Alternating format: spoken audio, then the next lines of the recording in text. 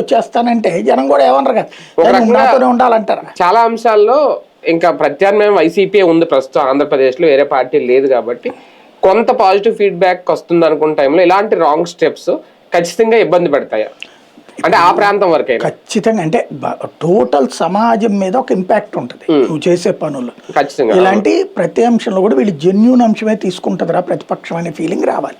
అవును, ఆ ఫీలింగ్ ని ఇట్లాంటప్పుడు చెడగొట్టుకున్నట్టు అవుతుంది. వాళ్ళు అసలే వాళ్ళ చేతిలో నెట్వర్క్ అంతా ఉంది. నెట్వర్క్ అంతా చేతిలో పెట్టుకున్న వాళ్ళతో పోరాడేటప్పుడు నువ్వు చేసే ప్రతిదీ కూడా సింపతిని క్రియేట్ కావాలి, కానీ నువ్వు ఏది మీమ్స్ చేతికి రాకూడదు. అది చేస్తున్న తప్పు. టెక్నికల్ గా రాంగ్ స్టెప్లు పడుతున్నాయి.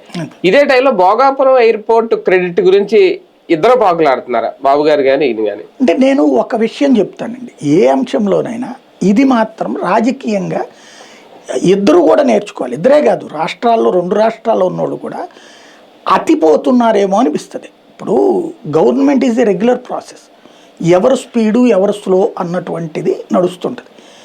క్రెడిట్ మాకు మాత్రమే ఇవ్వాలి, ఎదురోళ్ళకి ఇవ్వకూడదు అనేటటువంటి దౌర్భాగ్య పరిస్థితి ఒక తప్పు. రెండవది అవతల వాళ్ళని హ్యూమిలియేట్ చేసేది, బూతులు మాట్లాడటం, దూషణ మాట్లాడటం, అది తగ్గించుకోవాలి ఇద్దరూ కూడా, 2 తెలుగు రాష్ట్రాల్లో కూడా. ఇప్పుడు హైదరాబాదులో హైటెక్ సిటీ కట్టారు. హైటెక్ సిటీలో చంద్రబాబు గారి పాత్ర ఏంటి?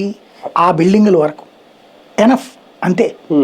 మిగతాదంతా ఆయన అనుకున్నారు, ఏదీ చేయలే, జస్ట్ కట్టింది ఆ హైటెక్ సిటీకి సంబంధించిన ఆ బిల్డింగ్, ఎల్ఎన్టీ వాళ్ళ చేత కట్టించిన బిల్డింగ్.